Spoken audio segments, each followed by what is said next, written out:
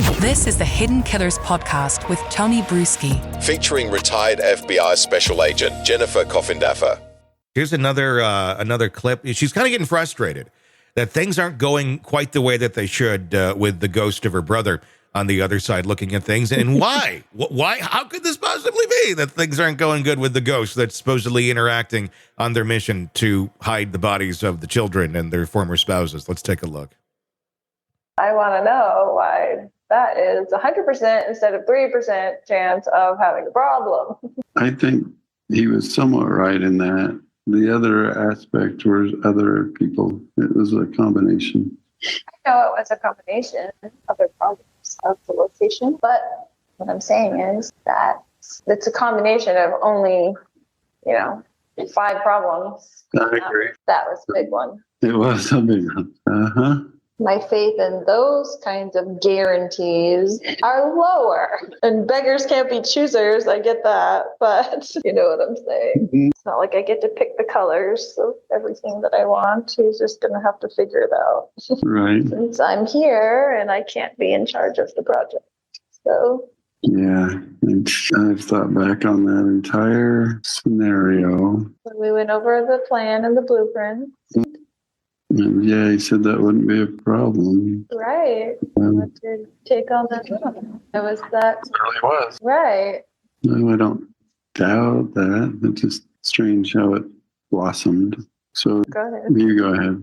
No, I'm just going to say, so you think it was meant to have complications and meant to go that direction? At some point, yeah. Well, then you should have said, hey, this is a 99% chance that we're going to have trouble with this soil. Yeah. Right? I mean, that's all we were asking. Well, could this potentially be good, or do we have to fill it with sand? Well, I think we sensed that we shouldn't take it lightly, and I don't think we did. I mean, we only discussed the matter with the trouble once, and I thought we cut it off and did well, and now that problem is kind of causing its own trouble for itself. Right.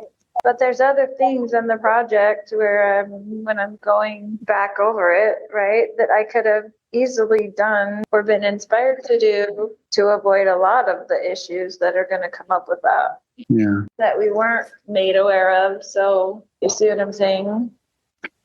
Mm-hmm.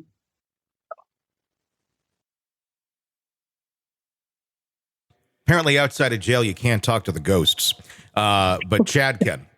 For whatever reason, it's a weird power dynamic. You can tell she's upset that she's not the one in power as she had been before, but I don't know why she couldn't be. We're talking about ghosts. Why does he have the ability outside? Couldn't she still be relaying the messages? I don't know. See, that's to my point, you're Tony, right. that she knows it's a bunch of rubbish.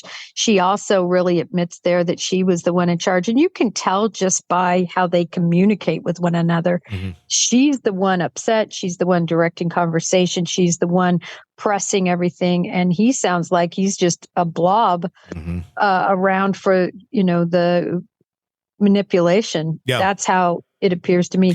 The other point I was going to make, Tony, is if she really thought this was God inspired and that they had done nothing wrong, then why did she fight so hard to get the death penalty off the table? True. Yeah, that's a good point, because if she doesn't care about that, why don't you take me? I'm ready to go. I don't belong here anymore. Remember, she gets to live as a princess or whatever. Exactly. A part of the blueprint, part of the plan. And it just doesn't seem to work out too well. Let's listen to this other one. This is retired FBI agent Doug Hart reading some of the text from Chad to Lori. And it again just shows just kind of how dark Chad was getting and doing Lori's bidding. On July 29th of 2019. Who were the messages being exchanged between? Chad Daybell and Lori Vallow. What about these particular messages caught your attention?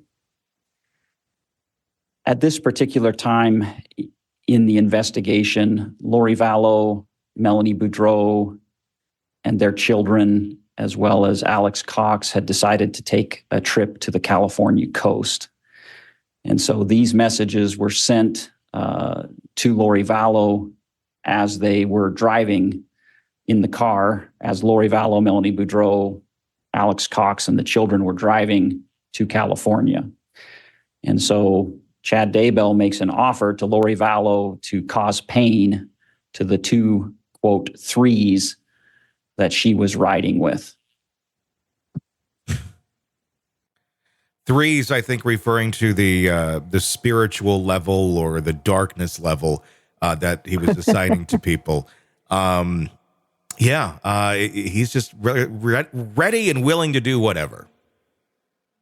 Yeah, there's no doubt who's in charge, who's manipulating who, and who's calling the shots.